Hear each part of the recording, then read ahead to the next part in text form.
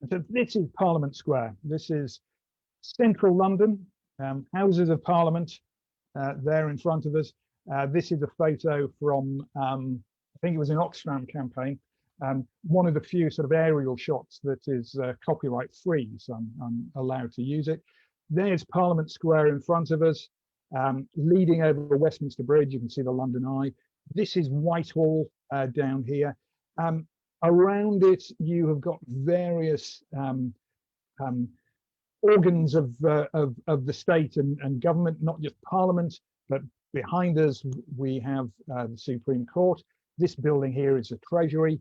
This building here is Portcullis House, which is the Parliamentary Offices, one of the most expensive buildings ever built in London, and where these days quite a lot of the committee meetings happen.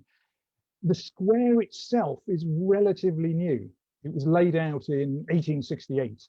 The architect Charles Barry, who we'll meet again when we talk about the design of the Houses of Parliament, and was done to help traffic move around. I mean, the story is always the same in London. People are always looking at ways of moving traffic. And in fact, the first traffic lights in the whole of the UK were on this corner here, and operated by a policeman to keep them going. So rather than having to put his hand up in the air, he could pull a lever and start things. But the site itself is an old one, and in fact it forms the crux of a place called Thorney Island. This is an illustration of how this might have looked in the early 1500s, the time of Henry VII, Henry VIII. You can see the Abbey in front of us here. This place is Westminster Hall, which we shall see shortly.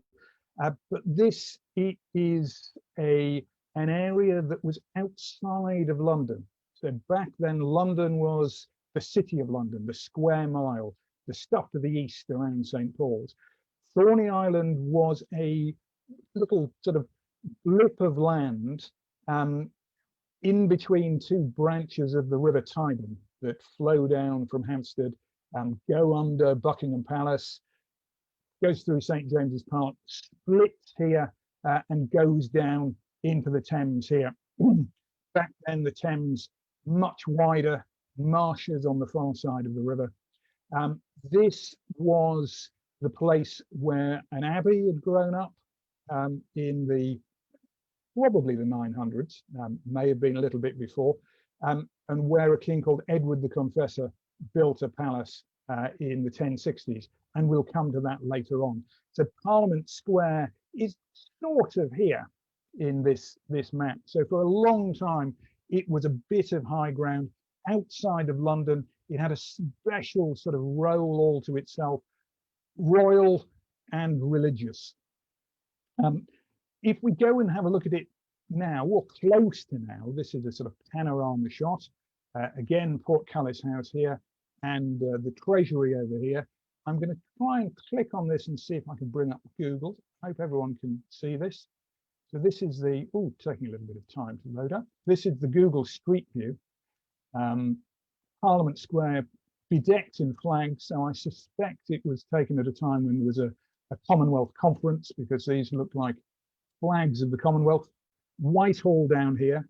We're in front of a church called St. Margaret's Church, which I'll come back to later, which is the parish church for the Palace of Westminster for MPs, and has its origins in the 12th century. We lead on round to Westminster Abbey over here, which we shall look at the end. But in front of us, we have got Parliament. At one end, the Victoria Tower, and at the other end, Big Ben. I can hear people bridling already that I call that Big Ben. Its proper name is the Clock Tower, or the Elizabeth Tower, named the Elizabeth Tower in 2012 for the Queen's Diamond Jubilee. Big Ben is the bell that strikes the hour, or doesn't strike the hour at the moment because they're still renovating it. But everyone calls the tower Big Ben. You know, it's become by use the name of the tower. If you say go to Big Ben, you don't mean people to go up and have a look at the bell. You mean to go to the clock tower. Just on that, we're not quite sure why the bell is called Big Ben. Lots of theories. It was one of the biggest bells cast. It was cast by the Whitechapel Bell Foundry, the same people who did the Liberty Bell in Philadelphia, and installed, first rang in 1859. At that time, there was a pub close by, and the publican was someone called Ben Caunt, a famous prize fighter, and he'd been known as Big Ben. So one of the best stories is that the bell was named after the bloke who ran the pub. So I mean, it's good enough to keep us going, I think, on that. So I think it's an interesting one. There are other rumours for it. Most of the stuff we see here is, well, certainly in Parliament, is relatively new. The oldest bit is this in front of us. This is called Westminster Hall, and that dates to about 1100. So created by the son of William the Conqueror, who'd been crowned in Westminster Abbey in 1066, as a sort of moot hall, a meeting hall, and has survived for, well, 900 years, and still there in front of us. We'll come back to it a bit more in a second. Here's on the inside of it. These days, it is used, it's the entrance lobby when you go in to have a tour of Westminster Abbey. It's also used for meetings of both houses. So if there is a important speaker or even an important debate, that will be held here in Westminster Hall. I'm not sure which one this is, whether it's Obama's visit or President Xi of China's visit, but in recent years, Obama has spoken to meetings of both houses. The Pope did on his visit, and the Chinese president did. And again, if we zap into it on Google, we can see it is a huge space. When it was built, it was one of, if not the biggest enclosed space in the whole of Europe. And it has got this wonderful, it's called a hammer beam ceiling, made in oak, that covers the entire span. So again, in the early Middle Ages, this was the broadest span of any roof anywhere in Europe. It leads up here into what's called St. Stephen's Chapel, and in the earlier Parliament, there was actually a chapel there, and that's where some of the early parliaments met. That gives us the tradition of MPs bowing to the speaker when they come in and out, because in the past they would have been bowing to the altar as they came in and out. This became used for various different functions as well as meetings. So there were trials held here. William Wallace, Braveheart, was tried here. Guy Fawkes was tried here before his execution just outside in Westminster. Thomas More, tried here for standing up to Henry VIII, for refusing to accept that Henry was head of the church. And Charles I was also tried here. So in 1648, the trial of the king, put on trial for treason after losing the civil wars, later taken out and executed in Whitehall in front of Banqueting House. This is also the place where royals lie in state. So King George VI, the last king to lie in state here, Queen Elizabeth, the Queen Mother, also lay in state here. And if I zoom down here, you can see just by the tripod, this is where Winston Churchill lay in state in January 1965, before his funeral at St. Paul's Cathedral. It's an important part of British history, even though these days its uses for parliaments are much less. Go back onto here, and there are these wonderful little Apple maps, give you little flyovers of the space. I'm going to do a flyover of Parliament. before we talk about that. So the river frontier in front of the Thames. See the red and the green. Red is the colour of the Lords. Green is the colour of the Commons. So if you look, whenever you have the opportunity, you'll notice that Westminster Bridge is painted green. Lambeth Bridge over here is painted red. Here is Westminster Hall leading into St. Stephen's Chapel. Big Ben at this end. What's called Victoria Tower, and the Sovereign's entrance. This is where the Queen comes in for the state opening of Parliament through this entrance here. The Abbey here, we'll do a flyover of that later. The Chamber of the Lords over here, the Chamber of the Commons on that side. So British government represented within this space. It is falling apart. The restoration of Big Ben has been going on for the last 3 years. There is a plan to restore the whole of Parliament. It is decaying. It is it's full of asbestos. The roof leaks. There are something like 10 fires a week somewhere on the parliamentary estate. So the wiring is shot to pieces. It is full of rodents, insert own joke here, full of moths. The heating doesn't work very well. The plan is for a 10-year restoration, multi-billion-pound restoration. The House of Lords will move over here to the QE2 Conference Centre. The House of Commons will move into a space built over here within what was the Department of Health, just off Whitehall, Richmond House. And that is going to take place during the next decade. And I forget the estimate, whether it's 2 billion or 3 billion pounds to redo the whole place. We all know that it will exceed that by the time it's finished, and it'll take longer than 10 years to be done. There's a strong case to be made for flattening the whole thing and building something completely new, but historically we would never get away with that. The building itself, even though it looks wonderful, it looks old, it looks Gothic, is actually relatively new. It dates from the 1850s because in 1834, the old Palace of Westminster burnt to the ground. We think politicians are unpopular now, but the night of the fire, crowds gathered to cheer as the place burnt down. It was caused by someone. They used to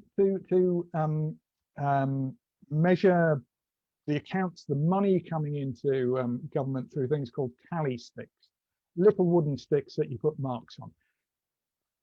There was a whole stack of these, and they weren't being used anymore. So they started burning them, and someone thought it would be a good idea to load the furnace up with as many as you could cram in there as possible. The whole Palace of Westminster went up. They saved Westminster Hall, fortunately. This is the back of Westminster Abbey, and this is the back of St. Margaret's Church. So we're looking down towards Parliament Square at that end. The place burnt down. There was a competition. Architects were asked to submit their plans to build a new Palace of Westminster. The fashion at the time was to build things medieval. So the competition stipulated it either had to be done in a Gothic style or a Tudor style. And the winner of it was the gentleman I mentioned earlier, someone called Charles Barry. And he submitted a plan for a Gothic rebuilding. The Victorians, the 19th century middle and upper classes loved medieval architecture and thought they could do a job much better than the actual medieval architects. So the plan was for this new medieval palace to be built. Barry worked with a young architect, a Gothic revivalist, a Catholic called Augustus Pugin, who also did Southwark Cathedral and many other churches. And it's Pugin we owe the decoration, the detail, the fussiness of the whole building. If you go inside, you can have tours, not at the moment, obviously, but there are tours and audio tours that you can have. I always liken it to having a box of chocolates, not in the Forrest Gump sense, but in the sense of a few of them are nice, you eat the whole box, you feel a little bit nauseous. And that's what the decoration's like for me inside the Palace of Westminster. It is so over the top. It is so lush. It is so elaborate. And it covers the whole space. And Pugin was responsible for all of it. He literally worked himself mad by doing it. One of the last things he did in early 1852 was the design for the clock tower. He submitted this. He came up to London from his home in Kent with his son on the train, arrived at Charing Cross, and he'd had a complete mental collapse. Didn't recognize his son, couldn't speak. He was hospitalized. He was then allowed home and he died 6 months later. He was only 40. So the amount of work that he put into doing this literally killed him. And it's this that has survived over the last 150 years. Finished 1859 was when Big Ben rang for the first time, and that's sort of classed as the time the place was finished. If we have a quick peek inside the two chambers, we have got the House of Commons in green that I mentioned before. This as well isn't original. This isn't even original for the Barry design, because in April 1941, a bomb came through the roof, courtesy of the Luftwaffe, and destroyed most of the chamber. So it had to be rebuilt after the war. It was rebuilt in the same way, in the same confrontational style. The government sits on these benches, the opposition sits on these benches, facing each other. The red line there, there's one on this side as well, demarcates the spaces between them. The story is that the space between the two red lines is 2 sword widths. So MPs could not threaten each other with their swords. Probably an apocryphal story, but if the legend becomes a fact, print the legend. This is where the Speaker sits, the Speaker of the House of Commons. His job is, and it's currently a he, but there have been women speakers as well, and there's a woman deputy speaker, is to moderate the debates and also to represent the House. There are 650 MPs in all. The Speaker is elected from the members of Parliament, so is an MP. And tradition has it that the Speaker is reluctant to take the seat and has to be dragged to take the seat after the election. And this again goes back to the early parts of Parliament, when it was the Speaker who had to represent the views of the Parliament to the monarch and had to speak on behalf of the House. And that might not be something that the monarch wanted to hear. It also goes back to King Charles I, who in the early parts, just before the Civil War started, came into the chamber with a party of soldiers to arrest some of the members of Parliament. They'd left, they'd been tipped off, they'd escaped. I see the birds have flown, said Charles, and demanded of the Speaker where they'd gone to. And the Speaker, Lentil, said, "I've neither eyes to see nor tongue to speak, but as the House is pleased to direct me." So establishing a principle with quite a bit of sort of brass neck in front of the king and a bunch of armed soldiers that of the independence of the House. And since the English Civil War, the reigning monarch cannot come into the chamber. So Queen Elizabeth cannot enter the chamber of the House of Commons. When a debate is on, the mace sits here on the table near the clerks, and represents royal power in Parliament, but the monarch cannot come in. The monarch can enter the House of Lords. This is a House of Lords, much more sumptuous, lots of gold, lots of red leather, lots more decoration. The Speaker of the Lords sits in the middle here on a thing called the woolsack. But the Queen, or the reigning monarch, can come into the Lords, and this is where each year he does the speech, the Queen's speech, as it has been for the last 67 years, the King's speech when it is a king. That is a speech written by the Prime Minister, government, saying the government's programme for the year. And here are a couple of photos.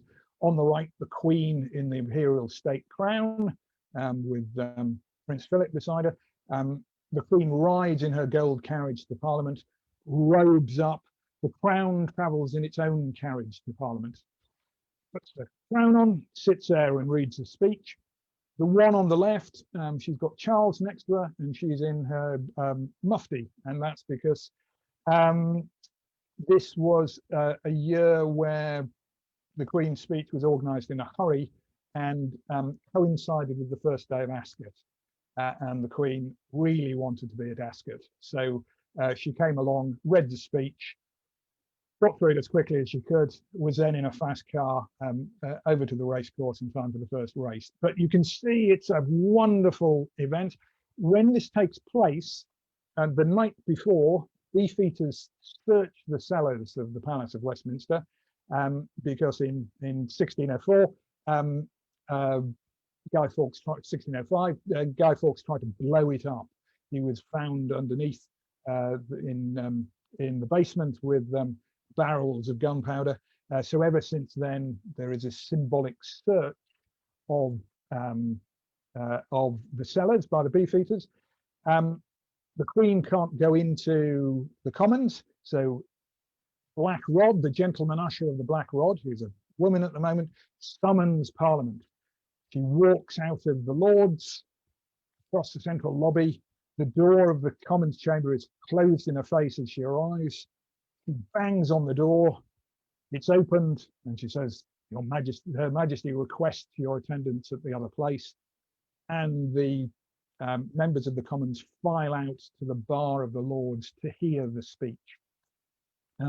Another little tradition is that a member of the government has to be in Buckingham Palace as a hostage for the return of the monarch. So while the Queen is in the parliamentary estate, there is a junior minister sat in Buckingham Palace with tea and biscuits, waiting for the Queen to return. I don't know what they do if you know, heaven forbid, the monarch had a heart attack while she was in the palace, whether the hostage would then be taken out and beheaded on the drive of Buckingham Palace. Maybe we'll get that in the future. But a thing sort of wrapped up with all these various traditions, and the effective and the decorative elements of the British Constitution coming together in one meeting once a year, usually in May these days. So moving around the square a bit, we have St. Margaret's Church. This is the parish church of the House of Commons.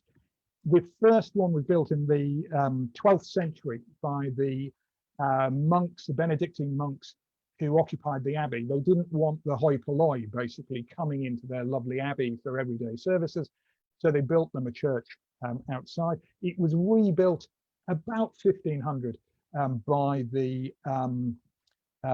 Henry VII, the father of Henry VIII, or on his instructions. The photo is from the early 1900s and shows the square a bit differently. There's really quite a nice garden in it. The roads look wider, although there are signs of the horse-drawn traffic all around it. And it looks a darn sight more pleasant than it probably does today, where it's normally a traffic island. This is part of the UNESCO World Heritage Site that is Parliament Square, that involves the Abbey, St. Margaret's Church, and the Palace of Westminster. It had a history all of its own.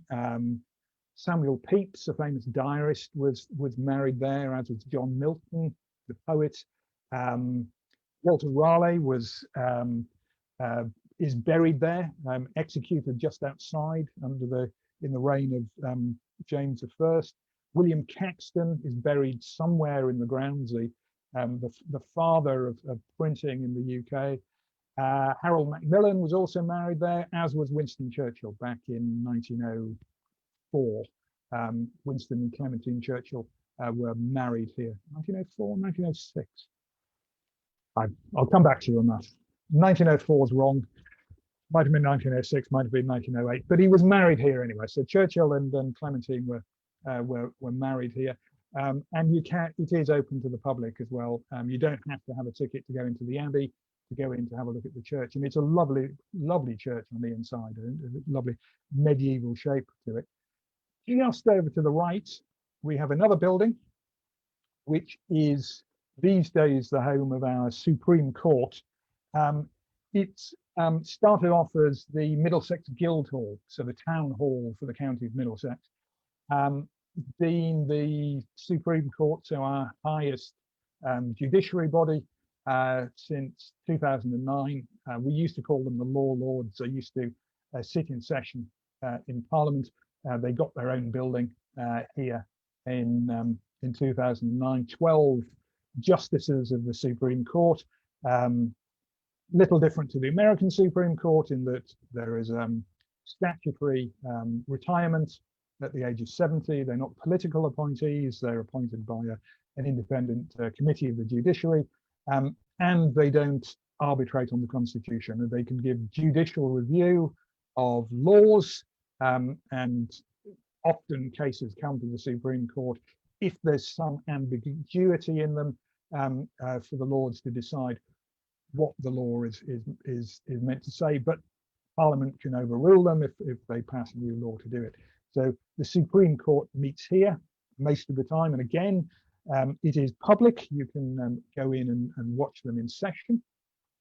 And then next to it, not really on Parliament Square, but we can't really cover this without doing Westminster Abbey, the National Church, where coronations, every coronation since 1066 at least, has taken place in Westminster Abbey, where royal funerals take place. It's also the National Mausoleum, in effect.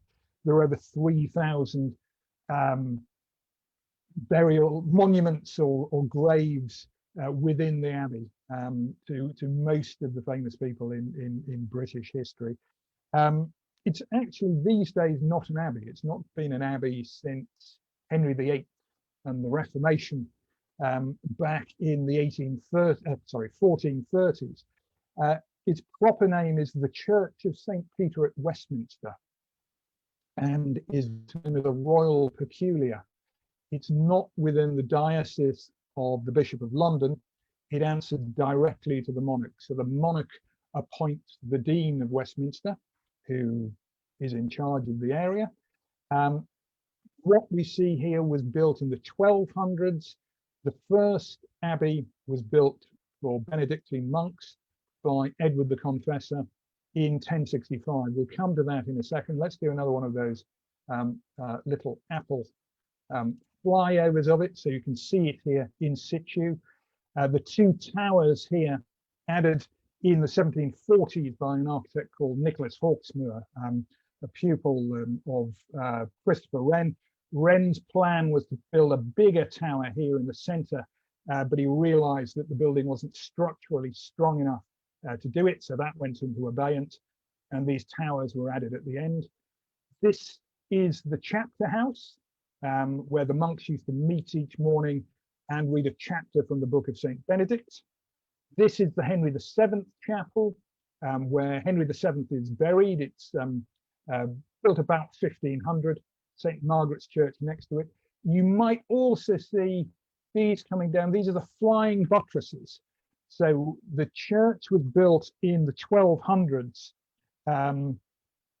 by Henry III, and he borrowed a French architectural style, the new Gothic style, which had flying buttresses, which take the weight of the roof down into the ground, away from the walls. So you can build taller, you can have more glass, you can make the walls thinner. It gives this sense of light and air and height on the inside. Cloisters just here, which are all part of the old monastical setup of it. And over here, Westminster School, an independent school, a private school, a public school, as we call them in England. About £40,000 a year if you want to send one of your offspring to there. John Gielgud went to Westminster. Helena Bonham Carter was in the sixth form. Nick Clegg, another Westminster pupil. Shane McGowan of the Pogues as well, a little bit more obscure for you there, but was also there. This is the first image we have of Westminster Abbey. So it was originally built by Edward the Confessor, one of the last Anglo-Saxon kings. He was a very devout man. He built this abbey for the worship of St. Peter. It was built on what's called a Romanesque style, so smaller, squatter than the current one. Finished-ish early 1066, and almost the first thing to happen was Edward dies and his funeral takes place. So this is from the Bayeux Tapestry. This is from William the Conqueror's record of the conquest of England, and this is some of the preparatory work before the invasion. They are just finishing the abbey here. You can see a workman climbing up some sort of crane device to put a weather vane on. The hand of God is pointing down. The body of Edward is being carried in. I don't know much Latin, but I know I can pick out, here is carried the body of Edward, king, to the church of St. Peter the Apostle. So the first event that takes place there is the funeral of Edward the Confessor. It's thought that King Harold may have been crowned here. So Harold, the last of the Anglo-Saxon kings, the one defeated by William at the Battle of Hastings. We do know that William had himself crowned here, Christmas Day 1066, establishing this principle that this was the royal church and the place for coronations. While he was being crowned, the crowd within the church shouted in acclamation. Some of William's knights outside thought that this was the Saxons rising in rebellion and started laying into the crowd with their weapons. So people outside were killed as the coronation was going on because of the noise being generated on the inside. Edward was made a saint about 100 years later. In the 1170s, he was made a saint. So this is Edward the Confessor as a saint. This is Henry III. Now, Henry III was a great worshipper of the cult of Edward the Confessor, of Saint Edward. He called his first son Edward. That's Edward I. Longshanks was Henry III's son. And Henry decided to rebuild the abbey in this new Gothic style, to have a proper shrine for Saint Edward, for it to be the proper theatre of the coronation, and to be a royal mausoleum. So he could be buried there and his family could be buried there. It comes to an end as an abbey when we get to Henry VIII on the right. And what we can do here is have a look inside the abbey. This is the shrine of St. Edward. This door here, we'll see in a moment, leads out to the altar. So this is the back of the high altar. This is the shrine of St. Edward. In medieval times, it was a place of pilgrimage. People would come to worship, to get the blessing of the saint. When Henry dissolved this as an abbey, Edward was taken away and buried somewhere else within the church. When his daughter Mary became queen, she made it back into an abbey again, and poor old Edward, dug up again, put back into the shrine. When Mary died, she again got rid of it. She was replaced by Elizabeth I. She again got rid of it as an abbey. It was briefly a cathedral, and then it became a church, but the shrine stayed. So the shrine is the holiest spot within the Abbey. Kings are buried around it. That's Henry III over here. You've got Henry V buried on this side. Richard II over here somewhere, and I forget which king that is. But you have got some of the medieval kings buried around the side of it. And if we look at the work that Henry III did, he is the one who gave us this wonderful nave. Here we are. This is where the coronation happens. In front of the high altar. The pavement here is called the Cosmati pavement, built by Italian mosaicists. And the high altar at the back, the door leading through into the shrine. The high altar is Victorian. It was replaced in the 1800s, but the Cosmati pavement dates from the 1200s. We can look up, see the different levels around the church. Poets' Corner off around that way. The west door there, the choir here. If you've ever been, or if you've ever seen any services such as the royal wedding or Diana's funeral, this is the door through which people come to the center of the church. This is the normal public door on the north side that people see. One more final image. We'll go to Henry VIII. One of the reasons why you know that abbeys in the north of England, in Wales, were left derelict. They were stripped bare, the roofs taken out, left to ruins. Westminster Abbey didn't suffer that fate. It lost its treasures, it lost its money, it lost its land. That all went to the king, it all went to friends of the king. But the abbey itself stayed as a religious space, mainly because it was the burial ground of kings, and Henry believed in the rightness, the divine right of kings, and therefore that they should not be disturbed or desecrated. Also, perhaps more significantly, his father, Henry VII, had built a chapel at the end of the abbey and is buried within that chapel. So this is the Henry VII chapel. It's the bit that tucks on the end closest to Parliament. Henry VII is buried here with his wife, Elizabeth of York. They are behind a bronze screen within there. The chapel is the chapel of the Order of the Bath.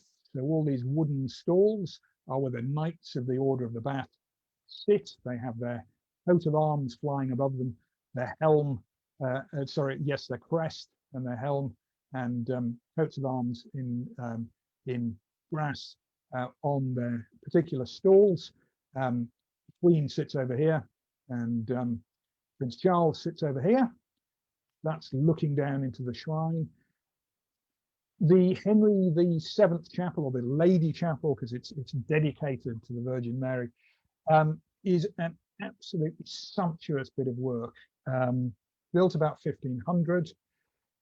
At that time, the rest of Europe is going through the Renaissance. They're building classical buildings. In England, always slightly detached from Europe, we have got the last flourishings of the Gothic. And this is in a style called Perpendicular Gothic. And if we pan up and look at the ceiling here, you can see a perfect evocation of that. This wonderful, incredibly ornate and decorative stonework. These sort of dewdrops, these pendulums coming down, they're the size of oil drums. They hold the ceiling in together. And it is an absolutely stunning piece of work. It's a type of architecture unique to England. You can see it also in King's College Chapel in Cambridge, in Canterbury Cathedral, and one or two other places, including the church in Putney has got a small perpendicular Gothic chapel within that. So it's a wonderful decorative. The windows dedicated to the Virgin Mary. You've got the RAF Battle of Britain Chapel at that end, because in 1940 a bomb landed between the Abbey and Parliament, blew out all of the windows, and those were redone in the early 21st century, and dedicated to the Battle of Britain here and the Virgin Mary up at the top. So one, I think, final um, bit, the statues in Parliament Square. There are a dozen of them, a good clutch of Victorian and 19th century prime ministers. They've got Disraeli there, Canning, who no one's ever heard of, the Earl of Derby, who even fewer people have heard of, Robert Peel, who started the Metropolitan Police. In the background, behind Gandhi, is a statue of Abraham Lincoln. At the corner closest to Big Ben, you've got the statue of Churchill, parliamentarian for over 60 years. This was unveiled by Clementine in 1973. Is the focus for whenever there's a protest in Parliament Square these days. Someone sticks a flag on it, or puts a bit of turf on Churchill's head, or paints on the plinth underneath. We also have others now. There's Jan Smuts, the Prime Minister of South Africa, the only person to sign both the treaties ending the First World War and the Second World War. Nelson Mandela, at the corner, you can see the Supreme Court behind him. A statue of Gandhi that was unveiled by David Cameron with the state visit of the Indian Prime Minister. I've included this one of Lloyd George, which stands next to Churchill. Lloyd George was the Liberal Prime Minister, or the Coalition Prime Minister, in the First World War, 1916 through to 1922. He and Churchill, great rivals, very similar in some ways. I've included it because I think it's one of the worst statues in the whole of London, and there's a lot of competition for that. But it looks as if it's been done by Dick Bruner, who does Miffy. So if you go to Parliament Square, I urge you to go and revel in it. And the most recent one to be added in 2018, the only woman statue in the square, the only one done by a woman, by an artist called Gillian Waring. And it is Millicent Fawcett, who was the president of the National Union of Women's Suffrage Societies. Very, very active, very prominent in getting women the vote in the early 20th century. So erected in 2018 for the 100th anniversary of women being eligible to vote. It wasn't a full franchise for women, but the first broadening of the franchise to allow women. She was a suffragist rather than a suffragette, in that she believed in peaceful protest in order to get the vote. The suffragettes were the ones who said deeds, not words. They were the ones who did direct action, chaining themselves to Buckingham Palace, putting a bomb under the coronation chair in Westminster Abbey, splashing paintings in the National Gallery. Fawcett was the pacifist wing, if you like, of that, but incredibly deserving of a statue. I've forgotten who it is, but there is another statue being planned, another woman statue being planned. So at this rate, it'll only be 2.5 centuries before there are the same number of women as there are men being represented in Parliament Square. So that's our whistle-stop tour. I've probably gone on far too much. It's meant to be 30 minutes. Our tour is meant to be 30 minutes. As I say, these are the evening ones that we've got coming up. But these lunchtime lights are meant to be shorter ones than that. So my apologies, as ever, talking too much. I will pick it up. If you've got any questions, let me just stop